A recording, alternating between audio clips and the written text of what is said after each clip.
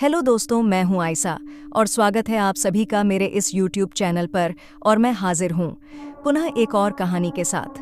तो चलिए शुरू करते हैं। शहर के बाहरी इलाके में स्थित एक पुराना खाली हवेली, जहां कोई भी जाने से डरता था।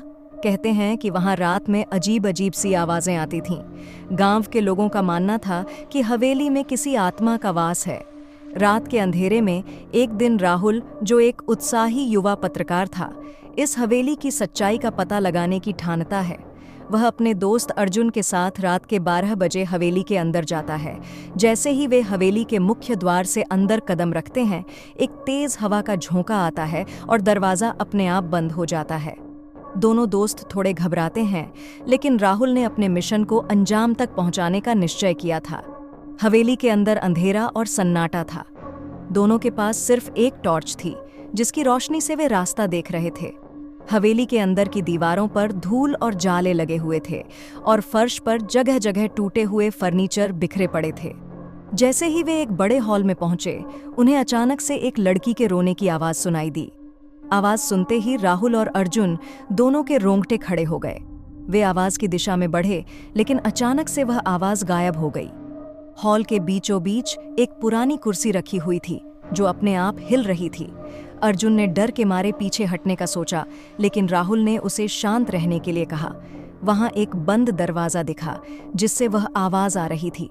दरवाजा खोलते ही उन्होंने देखा कि एक साया सफेद साड़ी में लिपटी एक औरत का हॉल के दूसरे छोर पर खड़ा था।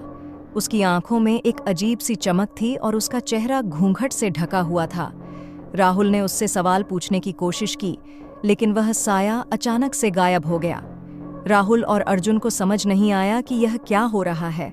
वे दोनों तेजी से हवेली से बाहर निकलने के लिए दौड़े, लेकिन जैसे ही वे बाहर के दरवाजे तक पहुंचे, दरवाजा फिर से अपने आप बंद हो गया। बाहर निकलने का कोई रास्ता नहीं था। हवेली के अंदर की सारी रोशनी गायब हो गई और चारों ओर सिर्फ अंधेरा और सन्नाटा था। अचानक से फिर से वही चीख सुनाई दी, और इस बार वह और भी तेज थी। राहुल और अर्जुन ने महसूस किया कि वह चीख हवेली की तीसरी मंजिल से आ रही थी। वे हिम्मत जुटाकर सीढ़ियों से ऊपर चढ़ने लगे। तीसरी मंजिल पर पहुंचते ही उन्होंने देखा कि एक पुराने बिस्तर पर वह औरत बैठी हुई थी। उसकी आंखों से आंसू बह रहे थे। औरत ने राहुल और अर्जुन को देखा और कहा, मुझे यहाँ से मुक्त करो, मेरी आत्मा को शांति चाहिए। उसने बताया कि वह औरत इस हवेली के मालिक की पत्नी थी, जिसे उसके पति ने धोखे से मार दिया था। उसकी आत्मा पिछले कई सालों से इस हवेली में भटक रही थी, न्याय की तलाश में।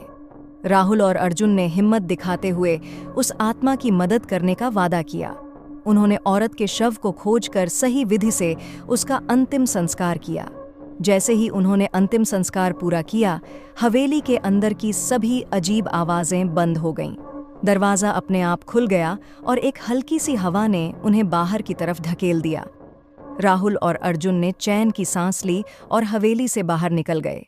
उस दिन के बाद से वह हवेली फिर कभी किसी को डराने के लिए नहीं जानी गई। औरत की आत्मा को शांति मिल गई थी। तो दोस्तों, कैसी लगी हमारी ये कहानी?